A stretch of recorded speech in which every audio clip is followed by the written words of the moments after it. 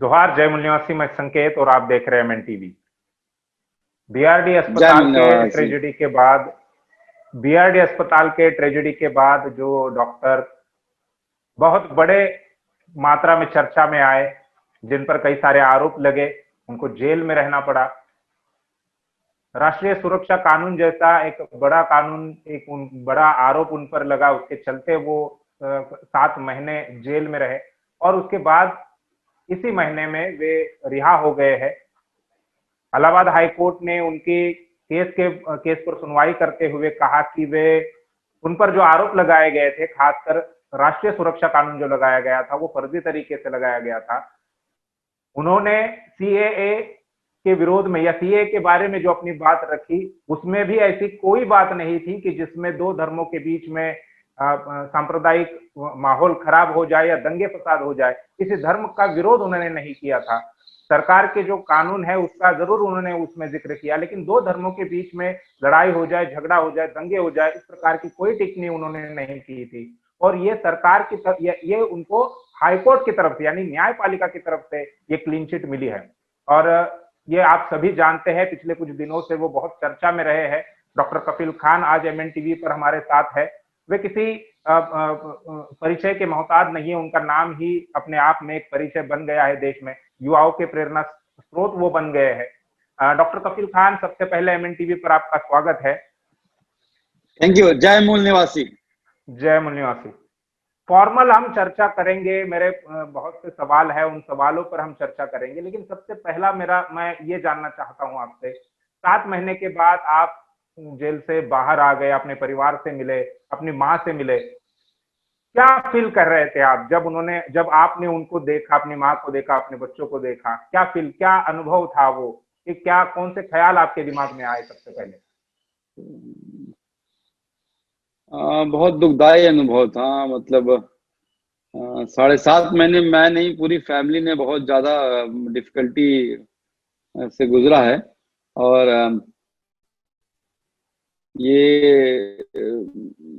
मैं MN TV के माध्यम से सबसे पहले तो मैं ये कहना चाहूंगा कि जो मुझे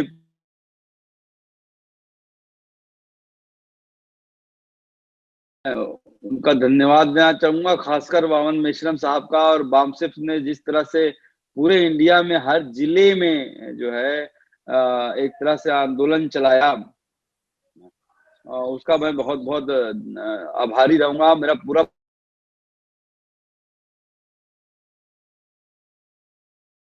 इस बार जो है मुझे फिजिकली तोड़ने की कोशिश की गई थी। पिछली बार तो जब जेल गया था तो किसी ने हाथ नहीं लगाया था, लेकिन इस बार जब एसटीएफ ने पकड़ा और मुझे 72 घंटे तक अपने पास हाथ रखा, उसके बाद जो है जेल में भी 4-5 दिन जो है वो खाना भी नहीं दिया गया। तो बहुत तोड़ने की कोशिश की गई। तो अगर ऐसा कहा जाए तो समझ लीजिए कि एक तरह से रिलीफ तो कोर्ट के तरफ से मिला हुआ था, लेकिन मेंटली और फिजिकली जो है बहुत टूटा हुआ महसूस कर रहा था। पर कहते हैं कि इतना प्यार और वो मिलता है कि अपने आप को जज्बा बना के रखना पड़ेगा। फैमिली थोड़ी डरी हुई है, बहुत अप्रेंसिव है। माँ, खासकर मेरी माता जी, जो आपको बता दूं 65 साल की, शी इज ओल्ड। और जो है उनको लखनऊ, अलीगढ़ लोअर कोर्ट से लेके इलाहाबाद हाई कोर्ट और फिर सुप्रीम कोर्ट तक दो दो बार चक्कर काटना पड़ा। और कितनी बार इस कोविड-19 में कहते हैं कि 60 साल से ऊपर एक औरत को बाहर नहीं निकलना चाहिए, घर में रहना चाहिए। और कितनी बार वो इलाहाबाद गई, मतलब 14 बार जो है वो इलाहाबाद गई। तो क्योंकि 14 डेट पड़ी बीच बीच में, तो इस तरह से जो है वो पूरी फैमिली थोड़ी डरी हुई है, टूटी हुई है। पर आप लोगों का साथ है तो इट वाज अ रिलीफ। हाँ जी। डॉक्टर साहब, आपको मुंबई से गिरफ्तार किया गया था और उसके बाद आपको उत्तर प्रदेश में ले जाया गया। इस दौरान पुलिस का आपके साथ किस प्रकार से रवैया था? यानी मेरा कहने का, मैं एक रेफरेंस देकर ये सवाल पूछ रहा हूँ। अलीगढ़ मुस्लिम यूनिवर्सिटी के एक छात्र को पुलिस ने जो दिसंबर में वहां पर कुछ हिंसा हुई थी, उसके चलते जुलाई के महीने में उस स्टूडेंट को उन्होंने यूपी एटीएस ने गिरफ्तार कर लिया। एंटी सीए प्रोटेस्ट को चलते उनको गिरफ्तार किया गया था, लेकिन जो सवालात किए गए, जो इंटरोगेशन हुआ, वो इस प्रकार से हुआ कि वो एक टेररिस्ट है, यानी टेररिज्म को लेकर उनको सवाल पूछे गए, टेररिज्म को लेकर ही उनके साथ वो वार्तालाप हुई, उनके साथ वैसा व्यवहार हुआ। उत्तर प्रदेश की पुलिस का आपके साथ किस प्रकार से रवैया रहा? जब मुझे 29 तारीख को एसटीएफ ने पकड़ा था, उसके बाद उन्होंने अपने पास 72 घंटे, एकदम सही कह रहे हैं, मेरे साथ भी ऐसा ही व्यवहार हुआ था। बल्कि मैं तो कहूंगा कि शायद ये लोग इस तरह से करते रहते हैं, लोग बाहर बातें आ नहीं पाती हैं। मुझे जो है कई जगह पे, आइसोलेटेड जगह पे रखा गया, और कई ऑफिसर आए, एक ऑफिसर नहीं, कई चेहरों को तो मैं याद कर सकता हूँ, कई को याद भी नहीं कर सकता। 72 घंटे तक भूखा प्यासा रखा और मारा भी, मुझे गाली बकी और कपड़े उतरवा दिए, बहुत डंडे डंडे मारा कि मैं कई दिनों तक बैठ नहीं पाता था। और भूख से जो है पेट की तनियां चिल्लाने लगती थी, और सोने नहीं दिया, मुंह पे पानी के छींटे मारे। और ऐसे ही जैसे कह रहे हैं कि टेररिस्ट वाले, ऐसे ही क्वेश्चन मुझसे भी पूछे गए कि have you invented some powder which can kill millions of people? आपने कोई ऐसा पाउडर बनाया है क्या जिससे करोड़ों इंडियन के जान चली जाएगी? मैंने कहा मैं डॉक्टर हूँ, मैं मेडिकल कैंप करता हूँ, और जो है मैं कोई लैब मेरी नहीं है कि मैं पाउडर बना पाऊंगा। आप क्या बात कर रहे हो, कौन सा पाउडर बनाया, लाई दिखाइए मुझे। तो कहते हैं कि आप जो है इंडिया से बाहर गए थे देश को जो है किसी गवर्नमेंट को गिराने के लिए। मैंने कहा भाई, मेरा पासपोर्ट जो है बीआरडी के बाद ही जो है ऐसा वो कोर्ट में जमा हुआ है। मैं इंडिया के बाहर बिना कोर्ट की इजाजत के जा ही नहीं सकता, इनको इन्फॉर्म करके ही जाऊंगा। और एक अकेला आदमी सरकार कैसे गिरा सकता है? तो इस तरह के सवाल पूछ के वो आपको तोड़ना चाहते हैं, और फिजिकली बहुत उन्होंने टॉर्चर किया। जैसे मैं कोई हार्डकोर क्रिमिनल हूं और वो हूं। और आपको याद होगा कि 153 ए का केस मेरे पे था, और जिसमें जब बेल मिल गई 10 तारीख को फरवरी को, उसके बाद भी मुझे 4 दिन तक पुलिस ने छोड़ा नहीं। और कहूंगा कि मुझे इलीगली डिटेन करके रखा हुआ था। 14 तारीख को राष्ट्रीय सुरक्षा कानून, जो कि एक बहुत ड्रेकोनियन लॉ है और 1980 में बनाया गया था, 40 साल हो गए उसको, जिसमें सरकारें जो हैं वो सिर्फ बीजेपी सरकार की नहीं, वो कोई भी सरकार हो, पंजाब में भी जो है कई वो लोगों पर रास्ता लगा है, तो कोई भी सरकार हो उसका गलत यूज करती है। मेरी उस दिन बामन मेश्रम साहब से भी बात हो रही थी, और वो ये बात उन्होंने मुझसे कही कि तो आपको यहाँ पे नहीं रुकना है सिर्फ इस कोर्ट के अब आपको जो है उन सारे, चाहे डीए डिस्ट्रिक्ट मजिस्ट्रेट हो, चाहे वो जेलर हो, चाहे वो एसटीएफ के हो, चाहे वो पुलिस वाले हो, तो उन सारों के खिलाफ जो है कानूनी लड़ाई लड़नी है। और उन्होंने वादा प्रॉमिस किया है कि वो सपोर्ट करेंगे अपने वकीलों की टीम के साथ, और जो भी ताकि कोई और किसी और निर्दोष के साथ ये बार बार हरकतें ना हो। जी जी, आप उन बातों पर भी हम आएंगे। मेरा अगला सवाल आपसे ये है कि जेल के अंदर जब आप थे, इतने 7, 7.5, 8 महीने आप जेल में रहे, जेल में किस प्रकार का अनुभव रहा? क्या जेल में भी आपके साथ ऐसा दुर्व्यवहार हुआ? आप स्टार्टिंग के दिनों में, जब तक मेरे भाइयों को मिलने नहीं दिया जा रहा था, मुझे मेरे फैमिली से को तो मुझे एक छोटे से सेल में, जिसको सॉलिटरी कन्फाइनमेंट तन्हाई बोलते हैं, उसमें रखा था 4-5 दिन तक, और 2 रोटी और एक मतलब छोटी सी बोतल में पानी दिया था। 5 दिन तक वैसे ही उसी 2 रोटी और उसमें गुजारा किया। कि मेरा मतलब आपको ऐसी हालत हो गई थी कि बस समझ लीजिए कि मैं पागलों की तरह वो जो जेल की सलाखें होती हैं उसको पकड़ के रोता था और चिल्लाता था। और मतलब मैं I was mentally, I was used to scream like a mental patient. मुझे मतलब इतना भूख लग गई कि वो इतना मुझे लगता था कि जैसे घास मिल जाए या कुछ भी मिल जाए मैं पेट में खा लूं, चाहे वो ईटा ही क्यों ना हो। तो इस तरह से जो है जेल में व्यवहार हुआ। उसके बाद उन्होंने एक छोटे से बैरक में रखा था, जिसमें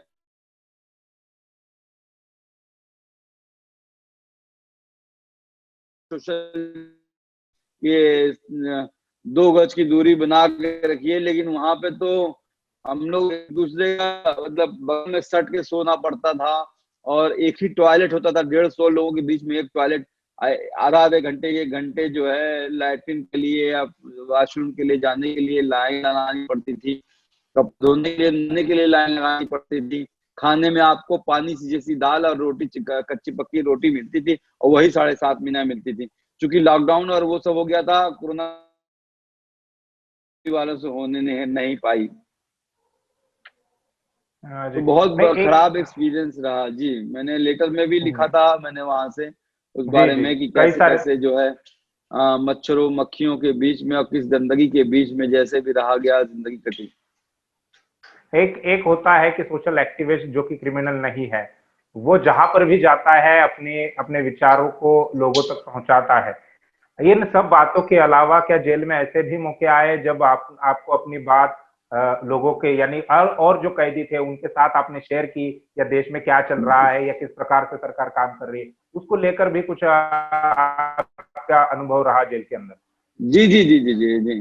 वो मैं लोगों को बैठा के समझाया करता था कैसे हाथ धुलना है, कैसे कोरोना वायरस से बचना है, जी कैसे मास्क लगाना है, मास्क नहीं है तो साफी हो वही मुंह पे रुमाल ही मुंह पे लपेट लो, और हाथ 20 मिनट तक, 20 सेकंड तक कैसे धुलना है, रोज सबको नहाना चाहिए। बहुत से लोग, बहुत से कैदी नहाते नहीं थे 2-2 दिन तक। और ये भी बताया करता था कि जो है जाति और धर्म और सो गरीबी और अमीरी को लड़ा के किस तरह से सरकारें जो हैं आज देश की जो है, जो मेन इशू है, यानी कि रोटी कपड़ा मकान शिक्षा स्वास्थ्य और नौकरियां, उसकी बात नहीं की जाती है। और किस तरह से जो है अली बजरंग बली, शमशान कब्रिस्तान, 3 तलाक और हलाला की बात करते हैं। चाइना ने हमारे जिन पे कब्जा कर लिया उसकी बात नहीं होती है। पाकिस्तान पे हमारे, पाकिस्तान बॉर्डर पे सैनिक पे हमारे मारे जा रहे हैं, उसकी बात नहीं होती है। और राम मंदिर और सुशांत राजपूत की बातें होती रहती हैं। तो ये सब बातें हैं। और क्यों जो है सिर्फ जो है पर्टिकुलर कम्युनिटी को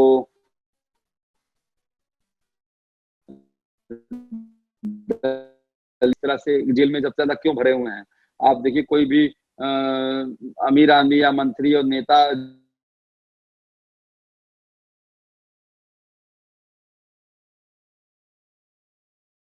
हैं, पिछड़े दलित थे, माइनॉरिटीज थे, के को बिलोंग करते थे। तो जेलर साहब जो है कई बार उन कैदियों को बुला के डांटा करते थे कि टाटा कफील की बात मत सुना करो, वो ब्रेन वॉश करता है। वो ऐसी बातें करके जो है दिमाग को जो है आपको गलत डाइवर्ट करता है। लेकिन जो है मैं ये कहूंगा कि उन सारे कैदियों का बहुत वो रहा, सहयोग रहा है। और उन लोगों ने मेरी मतलब जेल में मदद, किसी ने कोई मिसबिहेव नहीं किया कैदी। जी जी जेलर साहब भी डर रहे थे कि कहीं क्रांति यही से ही हो जाए, तो इसकी भी खबरदारी ले रहे थे। डॉक्टर साहब जेलर आपके साहब, मैं हाँ कहूंगा जेलर साहब एक मिस्टर अरविंद पांडे थे। और हम्म, जी। और वो कहते हैं ना कि मेरे ख्याल से उनके भक्त, वो जो हमारे मुख्यमंत्री साहब हैं उनके पूरे भक्त थे। तो उन्होंने जी बहुत कोशिश की मुझे तोड़ने की भी, और पूरी तरीके से। और जो है मुझे याद है, लेकिन कभी कभी ये भी हंसी आती है। मुझे याद है कि जब स्टार्टिंग में कोरोना वायरस आया और हम लोग, मैंने अपने बैरक में, बल्कि जेल में पूरा नहीं हो पाया था,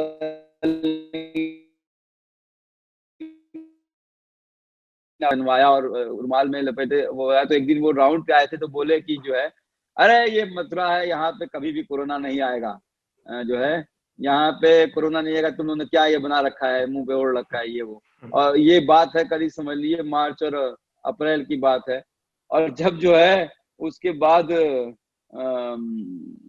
जब ये कोरोना फैल गया तो सबसे ज्यादा मतलब कैप भी लगाते थे, ग्लव्स भी पहन लेते थे, मास्क भी लगा देते थे, N90 मास्क। और वो किसी से मिलना बंद कर दिया। अपने जेल चैम्बर से कभी कैदियों से वो 6 महीने मिलने नहीं आए, समझ रहे ना। जी और खुद को जी बचाते रहे कोरोना से। जी तो जी जी आपका आपने जिस बात का जिक्र किया है कि आप पर अभी जो आरोप लगे थे वो कोर्ट ने ही खुद कह दिया कि ये सारे के सारे आरोप फर्जी थे, और जिन पुलिस अधिकारियों ने आपको आप पर ये आरोप लगाए या डीएम की तरफ से ये एनएसए का जो कानून है वो लगाया गया, तो आप इन पर अभी कोई कानूनी कार्रवाई करने वाले हैं क्या? सरकार के खिलाफ में कैंपेसेशन का कुछ मुकदमा आप दायर करने वाले हैं? हाँ, जरूर करूंगा, जरूर करूंगा। टाइम अभी अभी जो है सबसे पहला स्टेप जो है बाबन मेश्राम साहब ने और वकीलों ने जो सलाह दी है वो ये है कि सबसे जी पहले जो है अलीगढ़ में जो केस अभी भी जो अभी जिसमें बेल मिली थी, उसको इस ऑर्डर से लेके जो है वो खत्म कराया जाए, और फिर जो है वो धीरे धीरे करके डीएम के खिलाफ एसटीएफ ने जो जिस तरह से टॉर्चर किया, और जिस तरह से जो है वो जेल के अथॉरिटीज ने जो है बेल ऑर्डर आने के बाद भी नहीं छोड़ा, और जेल में खाना नहीं दिया, और जेल की कंडीशन कैसी है उसके बारे में भी एक पीआईएल दाखिल की जाए। तो ये सारी कानूनी कार्रवाई की जाएगी, ताकि कोई और बेचारा, मैं तो हो गया, मेरी फैमिली ने सफर कर दिया, कोई और निर्दोष, कोई और गरीब बेचारा, कोई, क्योंकि मैं पढ़ा लिखा हूँ, मैं कच्ची फैमिली से होने के बावजूद भी जिस तरह से सरकार की मशीनरी द्वारा दबाए जाते हैं, लेकिन बहुत से ऐसे गरीब बेचारे होंगे जो मजलूम होंगे, जो उनकी आवाज हमारे तक पहुंच ही नहीं पाती है। आपको यकीन नहीं होगा कि वहां मथुरा जेल में भी बहुत से ऐसे लोग थे जिनको जिनकी सजा पूरी हो गई थी, और वो तब भी 2-2 3 साल 3-3 साल से पड़े हुए थे कि कोई जमानतदार भी नहीं मिलता था। तो उन सबकी आवाज उठानी है, उन सबका सहयोग करना है। जब आपने जयपुर में पत्रकार परिषद ली, उस पत्रकार परिषद में भी एक पत्रकार ने आपसे ये सवाल पूछा कि क्या आप सरकार के विरोध में कुछ कानूनी कार्रवाई करेंगे, तब आपने उस वक्त कहा था कि लड़ाई लड़ने से कोई फायदा नहीं होगा, मैं ऐसा नहीं करूंगा। और आप अभी कह रहे हैं कि हम वो जो सारे जो आपने बातें बताई वो हम करेंगे। तो ये जो बदलाव है वो कब आया, या अभी आपने ऐसा क्यों सोचा कि ये करना चाहिए? नहीं, बावन मेश्राम साहब से बात हुई, और वकीलों से, मेरे अपने वकीलों से भी बात हुई, और सबने ये सलाह दी कि जो है ये सिर्फ आपका, जिस तरह से 138 करोड़ भारतीयों ने पूरे मिल के आपकी आवाज उठाई है, अब आप सिर्फ जो है वो उस चीज को पीछे नहीं हो सकते। जो एनएसए का जो ऑर्डर आया है वो अपने आप में एक इतिहास एक बनाया सबूत है, एक बड़ा एक सबूत सबूत है। ये भी है कि 42 पन्नों का समझ लीजिए, इस पूरा इसमें जो है लिखा गया कि जिस तरह से एनएसए का दुरुपयोग होता है। और आपको बता दूं कि 146 जो एनएसए लगे हैं उत्तर प्रदेश में इस साल 2020 में, सिर्फ मैं अकेला बंदा हूं जिसको हाई कोर्ट से राहत मिली है, नहीं तो अभी भी 145 लोग अभी भी जेल में हैं। तो उनके लिए भी आपको आगे आना पड़ेगा, और इस सरकारें किसी और को आवाज को दबा, बाबा साहब अम्बेडकर के जो संविधान में हमें बोलने का मौलिक अधिकार दिया गया है, अभिव्यक्ति को व्यक्त करने का अधिकार दिया गया है, उसको दबाया ना जाए, हमारा संविधान को किस तरह से बचाया जाए। तो हमें सिर्फ जो है वो करना पड़ेगा, बाबा साहब के, अम्बेडकर के जो कॉन्स्टिट्यूशन है उसके दायरे में रह के, और कोर्ट के द्वारा जो है इस तरह का मिसाल कायम करनी पड़ेगी, किसी और गरीब और किसी और मजलूम का जो है वो आवाज ना दबाई जाए। तो इसलिए मैंने डिसाइड किया कि नहीं, जरूर हम जो है वो करेंगे। जी, अब प्रशासन का एक धर्म विशेष के लेकर जो नफरत की भावना है, या यूं कहा जाए कि प्रशासन का, जो पुलिस प्रशासन का खास तौर पर जो ब्राह्मणीकरण हुआ है, जो धार्मिकीकरण हुआ है, जो सांप्रदायिकीकरण हुआ है, वो भाजपा के समय में कम, यानी भाजपा के शासनकाल में कम हुआ है, लेकिन कांग्रेस के शासनकाल में ये सबसे ज्यादा हुआ है। और इसी को चलते हुए कई सारे नौजवानों को, खासकर मुस्लिम नौजवानों को जेल के अंदर रहना पड़ा था। फर्जी बम धमाके के आरोप उन पर लगाए गए थे, राष्ट्रीय सुरक्षा कानून उन पर लगाए गए थे। इंडिया टुडे ने इस पर एक कवर स्टोरी भी बनाई थी, जिसका नाम उन्होंने, शीर्षक उन्होंने, टाइटल उन्होंने इस प्रकार से दिया था कि मुसलमान, भारतीय मुसलमान देश में कम और जेल में ज्यादा। देश में 15% है तो जेल में 30% से ज्यादा उनकी आबादी थी। और ये सारा काम जो है वो कांग्रेस के शासनकाल में ही हुआ है। आप तो 6-7 महीने के बाद बाहर आ गए हैं, लेकिन कई सारे लोग आज भी, जैसा आपने कहा कि सजा पूरी हुई है, लेकिन फिर भी 2-4 साल अतिरिक्त हो गए हैं उनको। ऐसे ही कम से कम 5 साल और ज्यादा से ज्यादा 25 से 30 साल तक कुछ लोग, कुछ जवान 18 साल, 18 साल, 25 साल, 30 साल तक के हमारे पास जानकारी है। तो ये सारा जो है वो कांग्रेस के शासनकाल में हुआ है। क्या कहेंगे इस प्रशासन के ब्राह्मणीकरण के ऊपर? देखिए, ये तो है, देखिए सारा पॉलिटिक्स खेला जाता है जिस तरह से जो है लोगों को चाहे दबाने की बात है। आपको बता दूं, मॉब लिंचिंग के बारे में मैंने भी जेल जाने से पहले मेरा ये अपना विचार था कि मॉब लिंचिंग जो होती है वो एक ऑर्गेनाइज क्राइम है, यानी ऐसे ही नहीं भीड़ आके किसी को मारती है। ये इसलिए मारती है कि वो जो सारे ट्रेंड होते हैं और उनको पता होता है कि जो उनके ऊपर ऑफिसर जो बैठा हुआ है वो उनकी रक्षा करेगा। तो ये तो सही बात है कि जो बाबा साहब का समझ लीजिए कि जो राइट टू इक्वलिटी था, right to liberty, right to justice था, वो अभी भी जो है ना सिर्फ मुसलमानों की बात नहीं है, बहुत वही ऐसे लोग हैं भारत में, जो कम्युनिटीज हैं, जाति है, उनको जो उनको बेनिफिट मिलना चाहिए था, लाभ पहुंचना चाहिए था, वो नहीं पहुंचा हुआ है। अभी भी बहुत से गरीबी में रहते हैं और बहुत उसमें मजलूमी में रहते हैं। और आप एकदम बात सही है, इसीलिए मैंने जो है आपको याद हो कि बहुत से लोगों ने कहा कि आप पॉलिटिक्स ज्वाइन कर रहे हैं, आपने कांग्रेस ज्वाइन कर लिया है। तो मैंने साफ साफ आपके माध्यम से, एमएन टीवी के माध्यम से ये कह देना चाहता हूँ कि ना मैंने कांग्रेस ज्वाइन किया है, ना मैंने पॉलिटिक्स ज्वाइन किया है, ना मैं उत्तर प्रदेश से भाग रहा हूँ, और मैं काम करता रहूंगा। मैंने जेल के निकलने के बाद भी ये इच्छा जाहिर की थी कि जो है मुझे मेरी नौकरी वापस दे दे तो मैं कोरोना वॉरियर की तरह काम कर सकूं, और नहीं देंगे तो मैं बिहार, असम और केरल और आंध्र प्रदेश, कर्नाटका जहाँ बाढ़ आई हुई थी, पश्चिम बंगाल जहाँ तूफान आया हुआ था, महाराष्ट्र जहाँ तूफान आया हुआ था, ऐसी जगहों पे जाके अपने मेडिकल कैंप करता रहूंगा। जी, जी नहीं, आपने आपने उस जो जयपुर में पत्रकार परिषद की, उस पत्रकार परिषद में भी शायद आपने कहा, या अन्य न्यूज चैनलों को जो आपने इंटरव्यू दिया उसमें भी आपने कहा कि प्रियंका गांधी के कहने से ही आप गोरखपुर से राजस्थान के जयपुर में शिफ्ट हुए हैं, क्योंकि उन्होंने वहां पर आपको सुरक्षा का आश्वासन दिया है, क्योंकि वहां पर कांग्रेस की सरकार है, जाहिर सी बात है, ऐसा है। लेकिन क्या आपको लगता है कि वो सरकार हमेशा से ही कांग्रेस की रहेगी, कभी बीजेपी की सरकार नहीं आएगी? और जब वहां पर बीजेपी की सरकार आएगी तब क्या फिर से आप कांग्रेस शासित प्रदेश में शिफ्ट हो जाएंगे? डॉक्टर कपिल खान ऐसे ही करते रहेंगे? डॉक्टर कफील खान राजस्थान में शिफ्ट नहीं हुए हैं। एमएन टीवी के नाम माध्यम से ये भी बता दूं कि डॉक्टर कफील खान राजस्थान शिफ्ट नहीं हुए हैं, कुछ दिनों के लिए बस आए हैं और वापस गोरखपुर उत्तर प्रदेश में जा रहे हैं। और जो है मैं, हमारे फैमिली भी वहीं रहेगी। ना मैं उत्तर प्रदेश छोड़ूंगा, मैंने आपको बताया, मैं भाग नहीं रहा हूँ, ना मैं डरा हूँ। और राजस्थान आने की कहानी ये ऐसी है कि समझ लीजिए कि जिस दिन चीफ जस्टिस का ऑर्डर आया था, 10:30 बजे सुबह ऑर्डर आ गया था, 11:30 बजे तक सुपरिटेंडेंट ऑफ जेल के पास और जो है डिस्ट्रिक्ट मजिस्ट्रेट अलीगढ़ के पास और home minister Uttar Pradesh, home minister जो है इंडिया के पास, सब लोगों के पास ऑर्डर पहुंच गया था तत्काल रिहाई का। फिर भी मुझे रिहा नहीं किया गया और 12 घंटे तक ये लोग कोशिश करते रहे किसी और मामले में फंसा के मुझे जेल में ही रखा जाए। जब इनको 12 बजे रात की डेडलाइन थी और तो मुझे 11:55 पे उन्होंने मुझे छोड़ा। जब छोड़ा था तो बाहर बहुत ज्यादा पुलिस थी और चूंकि मेरे भाई घर वाले उस वक्त बहुत डरे हुए थे, उसी वक्त प्रियंका गांधी मैम का फोन आया था और उन्होंने कहा कि जो है मथुरा से, हम लोग उस वक्त मथुरा से गोरखपुर चूंकि 800 किलोमीटर दूर है, और जो कि आपको पता होगा कि यूपी में जो है ठोक दो का राज चल रहा है, तो फेक इनकाउंटर में ना मार दिया जाए या फिर जो है कोई और केस में ना फंसा दें। तो मथुरा से सटा हुआ बॉर्डर है भरतपुर, जो कि राजस्थान का बॉर्डर है। तो प्रियंका जी ने कहा कि आप वहां चले जाइए, और वहां से हम लोग को जयपुर उन्होंने शिफ्ट करवाया कि वहां पे आप थोड़ा सेफ रहेंगे। तो ऐसा नहीं है और कि उन्होंने जो है कि हमारी और प्रियंका गांधी जी की बात हुई है उसके बाद अगले दिन, तो उसमें कोई पॉलिटिक्स कोई शामिल नहीं था। उन्होंने ह्यूमैनिटेरियन ग्राउंड पे हमें मदद की है और इसीलिए मैं जो कह रहा हूँ कि मैं ना राजस्थान में आके शिफ्ट हुआ हूँ।